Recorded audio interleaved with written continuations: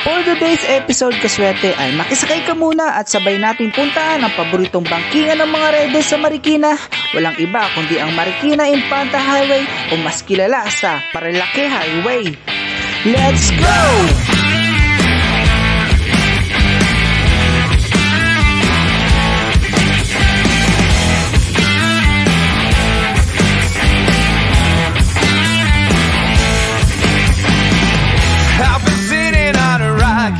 Concrete cold in the jungle that been stolen and borrowed.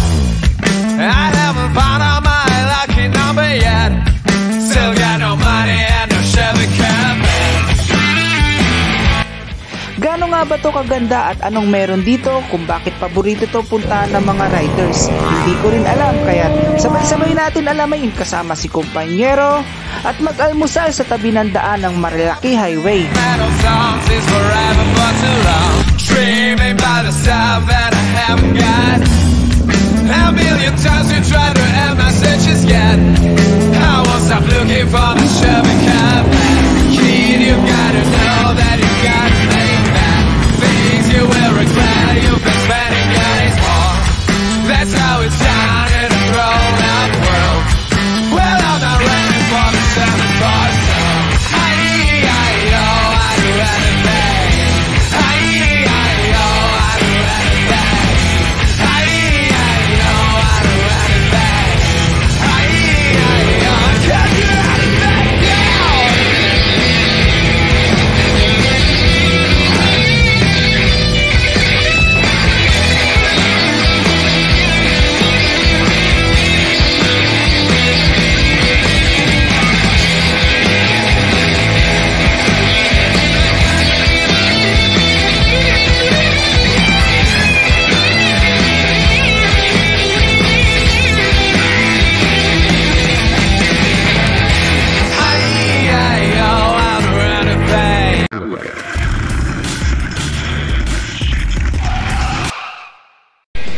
Good morning at welcome back muli sa ating munting channel na Swerte Moto.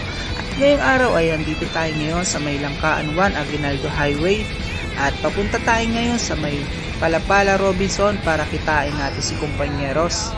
At sana samahan niyo muli kami puntahan at pasyalan ang mga nagagandang falls sa may Tanay Rizal.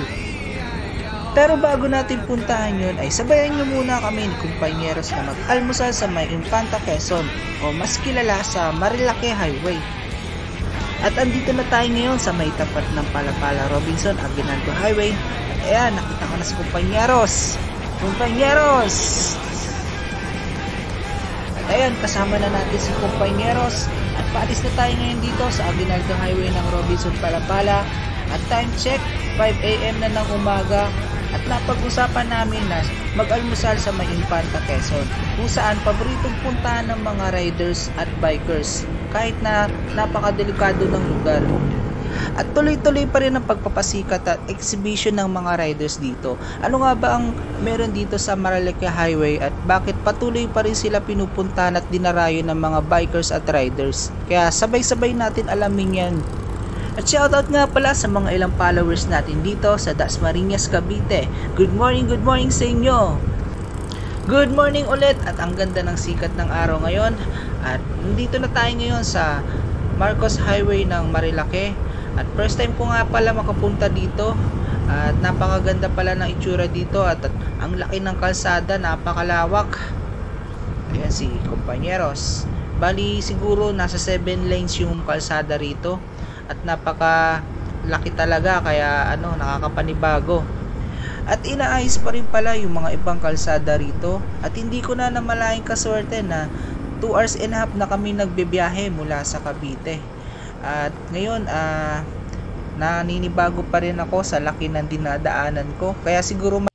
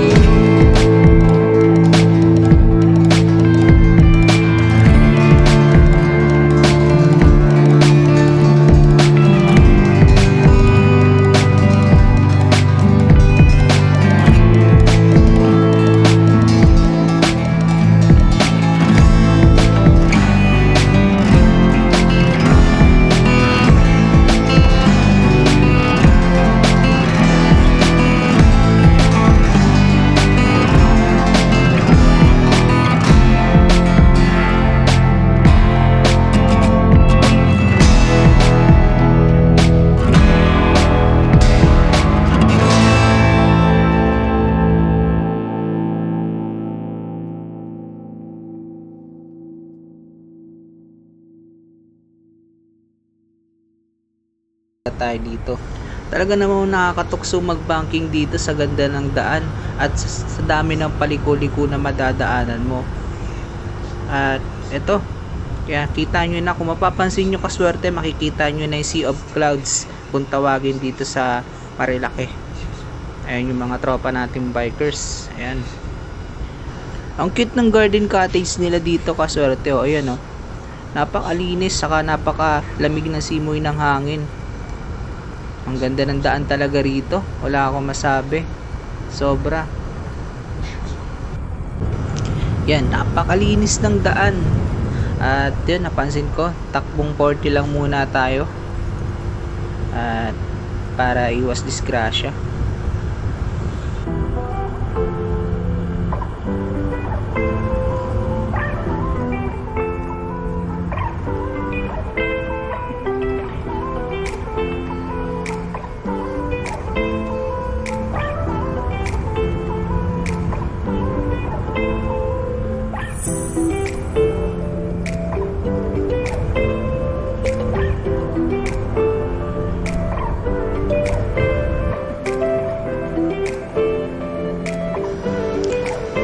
Yun, oops, malapit na siguro tayo sa tuktok.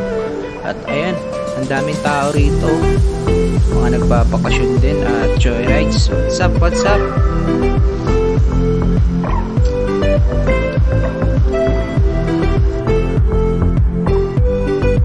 Yan, sunod na lang muna tayo dito sa mga formation nila. At mahirap na mag-overtake. At enjoy na lang natin kaswerte yung mga magagandang tanawin na nakikita natin. Isipin nyo na lang kasama kayo at nakasakay sa likod. At yan, may nag-aabang ng kuha ng picture. Oops, ayun. Yun. Kukuhaan tayo ng picture. Meron din pala dito mga kaswerte na mga pag weekends nakatambay sila dyan para abangan yung mga nagbabanking, kuha ng litrato.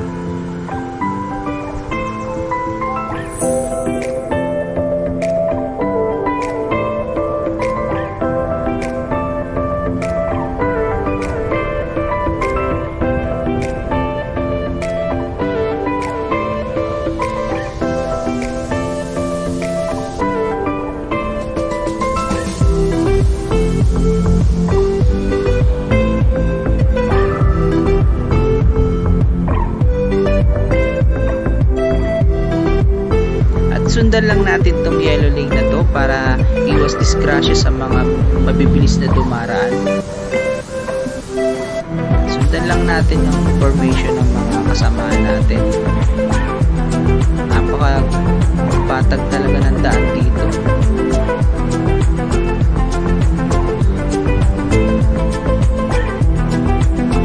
At yan, nararamdaman ko na malapit na tayo sa Devil's Corner ng Marilake.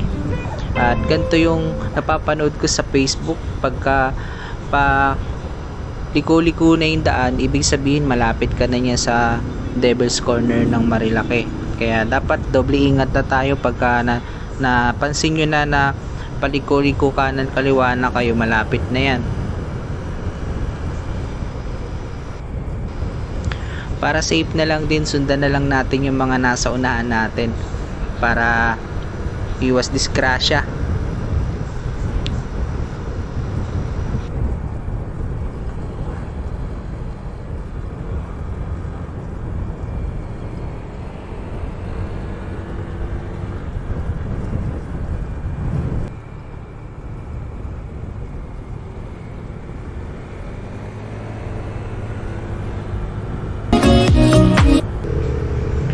At yan, may naririnig na ako. Yan na nga, yan na yung mga napapanood ko sa Facebook, mga mabibilis magpatakbo. Yun, talaga naman, yun. Marami tayong makikita niyan dito mga kaswerte. Tambay muna tayo, hanap lang tayo ng pwesto kung saan tayo pwesto para sa almusal natin.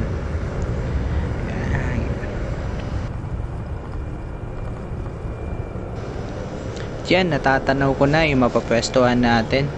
Dito yung mga paborito ng mga maraming vloggers, dito sila tumatambay, dito sa part na to. Dito sila kumukuha ng ibang picture ng mga riders ng mga exhibition.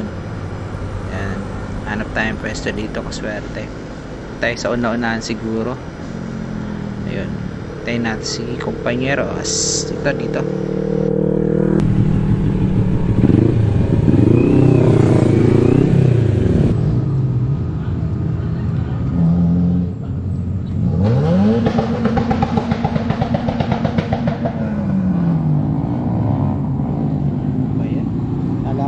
Aksidente na.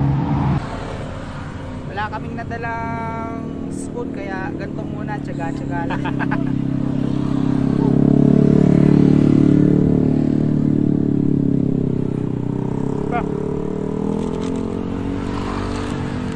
Kain tayo.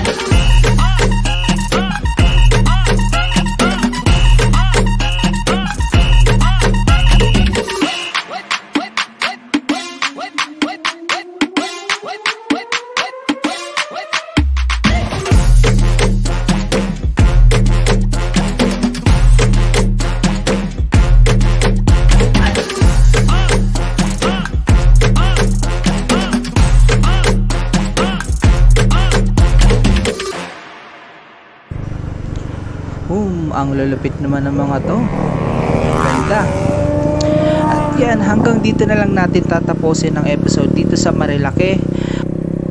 At sikapin natin kaswerte na maging doble ingat at maging disiplinado sa kalsada para hindi na tayo makadamay ng kapwa natin driver.